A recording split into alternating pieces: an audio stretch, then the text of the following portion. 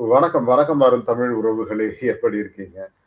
நிதி ஆயோக் கூட்டத்துல மு.க. ஸ்டாலின் அவர்களின் மாஸ் என்ட்ரி, மோடி அவர்களை தனியாக சந்தித்து தமிழகத்துக்கு தேவையான பல விஷயங்கள பத்தி பேசி வந்திருக்காரு. அப்படி என்ன பேசினார்? நிதி ஆயோக் கூட்டத்துக்கு அவர் போறதே வந்து தன்னை காப்பாற்றிக் கொள்ளத்தான், தன்னையும் தன்னுடைய குடும்பத்தை காப்பாற்றிக் கொள்ளத்தான் அப்படின்னு சொல்லி எதிர்க்கட்சிகள் குற்றம் குற்றம் சாட்டினாலும், அதற்கெல்லாம் எனக்கு அவசியமே கிடையாது. நான் வந்து வெள்ள கொடியோடலாம் அங்க போல. அதேபோல எடப்பாடி பழனிசாமி அவர்கள் வைத்திருக்கிற காவி கொடியோடயும் நான் போல. நான் எப்பவுமே எல்லாத்தையும் தைரியமா பேசக்கூடிய ஒரு ஆள். எதற்கும் நாங்கள் அஞ்ச மாட்டோம். ஈடி வந்தாலும், மோடி வந்தாலும் நாங்கள் பயப்பட மாட்டோம்னு உதயநிதி கூட இங்க பேசியிருக்காரு. இதை பற்றி தான் விரிவாக பார்க்க போறோம். அதுக்கு முன்னாடி உங்களுடைய கருத்துக்கள் வரவேற்கப்படுகின்றன. அதேபோல நம்ம சேனல லைக் பண்ணுங்க, சப்போர்ட் பண்ணுங்க, சப்ஸ்கிரைப் பண்ணுங்க. உங்கள் நண்பர்களுக்கு மறக்காம ஷேர் பண்ணுங்க. நிதி ஆயோக் கூட்டம் அப்படிங்கிறது வந்து இன்னைக்கு நடந்திருக்கிறது. நேற்று காலையே டெல்லி சென்ற முதல்வர் அவர்கள் நேத்திக்கே வந்து ராகுல் காந்தி அவர்களையும் சோனியா காந்தி அவர்களையும் சந்தித்தார் அப்படிங்கிறத பார்த்தோம். பட் அதாவதுங்க, இதுல என்னன்னா, நாங்கள் அந்த கூட்டணியில இருக்கோம், இந்தியா கூட்டணியில தான் இருக்கோங்கிறத உறுதிப்படுத்துவதற்காக அங்க போய் பார்த்துட்டாரு. அதுக்கப்புறம் இன்று காலை நிதி ஆயோக் கூட்டத்துக்கு போனவர் பல விஷயங்கள் அங்க பேசியிருக்காரு. கோயம்புத்தூருக்கு எய்ம்ஸ் வேணும். இன்னும் மதுரைக்கே வரல, அது வேற விஷயம். கோயம்புத்தூருக்கு எய்ம்ஸ் வேணும். அதே போல இங்க இந்த பெரிய நகரங்கள்ல கிட்டத்தட்ட ஒரு 6 நகரங்கள்ல நம்ம மெட்ரோ திட்டங்கள் அடுத்தடுத்து நிறைவேற்றப்பட வேண்டும். அதே போல எங்களுக்கு நாங்கள் கொடுக்கிற வரியில 50% எங்களுக்கு திருப்பி தர வேண்டும் அப்படின்னு பல கோரிக்கைகளை வைத்திருக்கிறார். அதே போல சென்னை போன்ற மாநகரங்கள்ல வந்து சாலை வசதிகளுக்கான பணத்தை உடனடியாக விடுவிக்க வேண்டும். அதே போல கடந்த 2, 3 ஆண்டுகளாக பெரும் மழையினால் ஏற்பட்ட சேதங்களுக்கு வந்து 37,000 கோடிலாம் நாங்க கேட்டோம். பட் அது உங்க குழுவே வந்து அதை ஆதரித்தது. ஆனால் நீங்க அந்த பணத்தெல்லாம் ரிலீஸ் பண்ணவே இல்ல. சும்மா 300 கோடி, 400 கோடி குடுத்துட்டு இருக்கீங்க. அதெல்லாம் பத்தாது அப்படின்னு சொல்லி கேட்டிருக்காரு. அப்படி நெறைய விஷயங்கள கேட்டிருக்காரு. பட் இதுல அரசியல்ல என்ன அப்படின்னு கேட்டீங்கன்னா, உடனே அதாவது இதுவரைக்கும் 4 ஆண்டுகளாக நிதி ஆயோக் கூட்டத்துக்கு போகாதவர் இப்ப ஏன் போனாரு? அப்படின்னு ஒரு கேள்வி கேட்கிறாங்க. நான் ஒரு விஷயம் சொல்றேங்க. அதாவது இப்ப ஒரு முதல்வர் செல்கிறார் என்றால், தன்னுடைய நிலைப்பாட்டை சொல்வதற்காக போறாரு. உடனே வந்து இந்த டாஸ்மாக் கேஸ்ல இவங்க மாட்டிக்கிட்டாங்க. உதயநிதி சிக்கிட்டாரு. அந்த பையன் பேர் என்ன? ஆகாஷ், ரத்தீஷ் எல்லாம் மாட்டிக்கிட்டாங்க. அத காப்பாத்துறதுக்காக போறாரு அப்படின்னு. அதாவதுங்க, உச்சநீதிமன்றமே ஒரு டாஸ்மாக் கேஸ் உடைய பிரச்சனைய வந்து ரொம்ப அழகா ஹேண்டில் பண்ணியிருக்காங்க இந்த முறை. ஏன்னா, அதாவது நீங்க ஒரு 41 எஃப்ஐஆர் இருக்கு. கடந்த 5, 6 ஆண்டுகளாக இல்ல கடந்த 2017ல இருந்தே 41 எஃப்ஐஆர் இருக்கு. அதுல குறிப்பிட்ட எஃப்ஐஆர் மட்டும் நீங்க ஏன் ஃபாலோ பண்றீங்க? அதேபோல அந்த குறிப்பிட்ட எஃப்ஐஆர் மட்டும் ஃபாலோ பண்றதோட மட்டும் இல்லாம, ஒரு நிறுவனத்தையே குற்றம் சாட்டி, நிறுவனத்தையே வந்து நீங்கள் சோதனை செய்வது அப்படிங்கிறது எந்த வகையில நியாயம்? அப்படின்னு இடியை கேட்டா, இடி வந்து பதில் சொல்ல முடியாம திணறுகிறார்கள் அப்படிங்கிறத நம்மால பார்க்க முடியுது. உச்சநீதிமன்ற நீதிபதி கவாய் அவர்கள் அங்க கோவமா இடியை பார்த்து, நீங்கள் ஒரு சில மாநிலங்களை குறிவைத்து நீங்கள் தாக்குகிறீர்கள். காரணமே இல்லாமல் வந்து விசாரணை செய்றீங்க. பட் இது வந்து முறையற்ற செயல். இடி வந்து இதை நிறுத்திக் கொள்ள வேண்டும் அப்படின்னு சொல்லி கிட்டத்தட்ட ஒரு வார்னிங்காவே குடுத்திருக்காரு. இடி வந்து பதில் சொல்ல முடியாமல் திணறியது. 1 நிமிஷம் ஏதோ கேட்கும்போது அவர் எழுந்து கூட போயிட்டாரு அப்படின்னு கூட சொல்றாங்க. அதான் ஒரு நீதிபதியை இவர்கள் அவமதித்த கதையெல்லாம் இருக்கு. ஏன்னா பாம்பே முதல்ல அவர் பதவியேற்ற பிறகு தன்னுடைய சொந்த மாநிலமான மகாராஷ்டிராவுக்கு போறார். அங்க அரசு மரியாதையே கொடுக்கப்படவில்லை கவாய் அவர்களுக்கு. ஆனால் ஒரு கூட்டத்துல பேசும்போது அவரும் சொல்லிட்டார். எனக்கு வந்து சரியான பாதுகாப்பு குடுக்கல. அதே போல என்னை வரவேற்க அரசு அதிகாரிகள் யாருமே வரல அப்படின்னு போட்டு உடைச்சிட்டார். அப்படியே அங்க எல்லாம் திரு திருன்னு முழிச்சிட்டு இருந்தாங்க அப்படிங்கிறத பார்க்க முடியுது.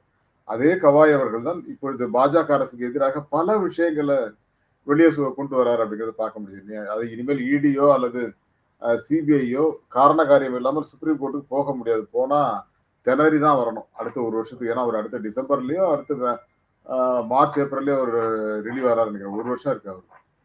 அதனால வந்து இந்த மாதிரியான தீர்ப்புகள் தமிழ்நாட்டை காப்பாற்றிக் கொண்டிருக்கிறது அப்படிங்கிறத பார்க்க முடியுது. உடனே நான் டாஸ்மாக்ல ஊழலே இல்லை அப்படின்னு நான் சொல்ல வரல.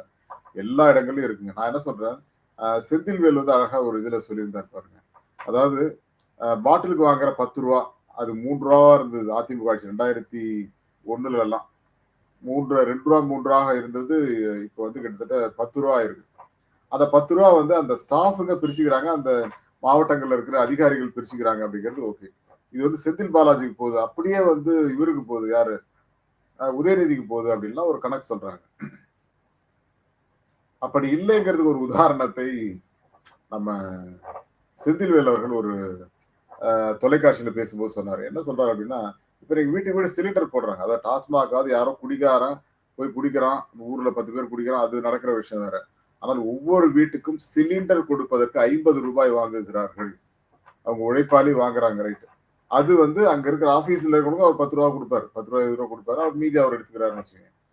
இப்படி போற பணம் மோடிக்கும், அமித்ஷாவுக்கும் போகுது அப்படின்னு சொன்னா ஒத்துப்பீங்களான்னா, ஒரு பாஜக நண்பர், பாஜக ஆதரவாளர் அவரு. குதி குதி அது எப்படி நீங்க மோடி அவரை ஊழல்வாதின்னு சொல்லுவீங்க அப்படின்னு. ஏங்க உங்க சிஏஜியே வந்து 17,5 லட்சம் கோடி ஊழல் நடந்திருக்கு.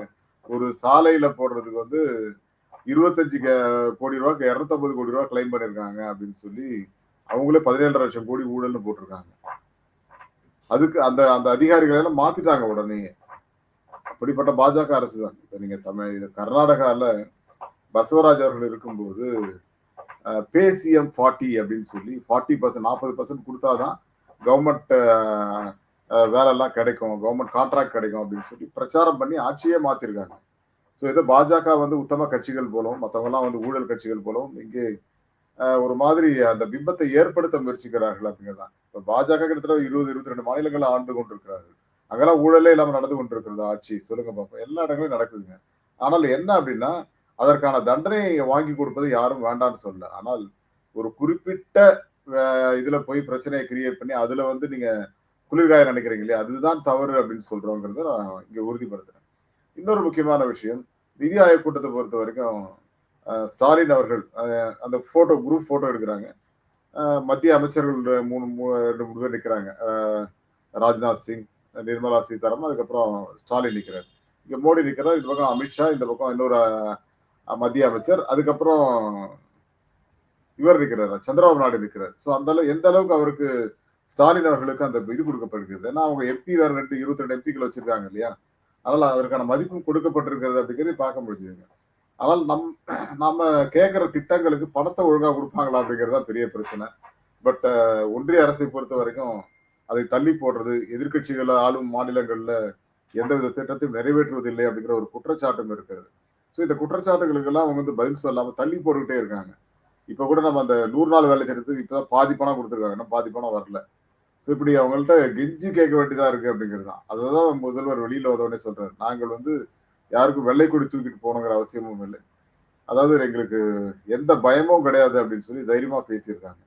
அதுக்கு முக்கிய காரணம் என்ன அப்படின்னா, தேர்தல் வருகிறது. தேர்தலுக்குள்ள திமுகவில் இருக்கிற ஒரு 3-4 அமைச்சர்கள், உதயநிதி போன்றவரை கைது செய்து இது திமுக ஊழல் கட்சி என்று நிரூபிக்க வேண்டிய கட்டாயத்துல பாஜக இருக்கிறது. அப்படிதான் அப்பதான் தமிழ்நாட்டில் ஏதாவது ஆட்சி மாற்றத்தை ஏற்படுத்த முடியுமா அப்படின்னு. ஆனால் மக்களுடைய மனநிலை வந்து இன்னமும் திமுகவுக்கு ஆதரவாகத்தான் இங்க இருக்கிறது அப்படிங்கிறதையும் பார்க்க முடிஞ்சது. ஒரு சின்ன விஷயத்தை மட்டும் நான் சொல்லிக்கிறேன்.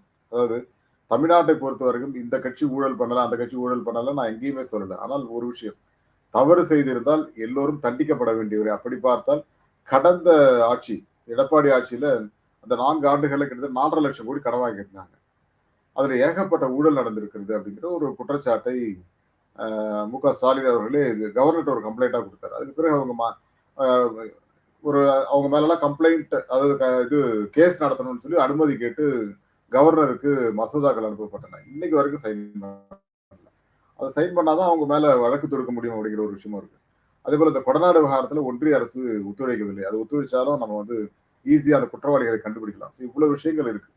இதற்கெல்லாம் பதில் கிடைச்சது அப்படின்னா ரொம்ப நல்லா இருக்கும்.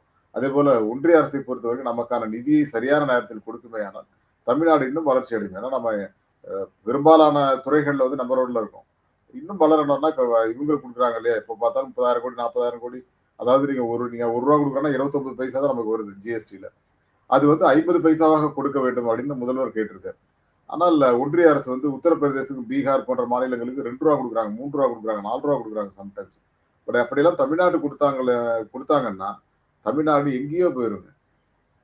அது அந்த புரிதல் அவர்களுக்கு இல்லைங்கிறதா. ஒரு வளர்ச்சி பெறுகின்ற மாநிலத்தில் தொடர்ந்து உதவணும் அப்படிங்கிறதா. இப்போ ஃபாக்ஸ்கான் வந்து ஒரு 3,800 கோடி இன்வெஸ்ட்மெண்ட் ஒரு பிளான் வச்சிருந்தாங்க. தமிழ்நாட்டில் பேசி கொண்டிருந்தோம்.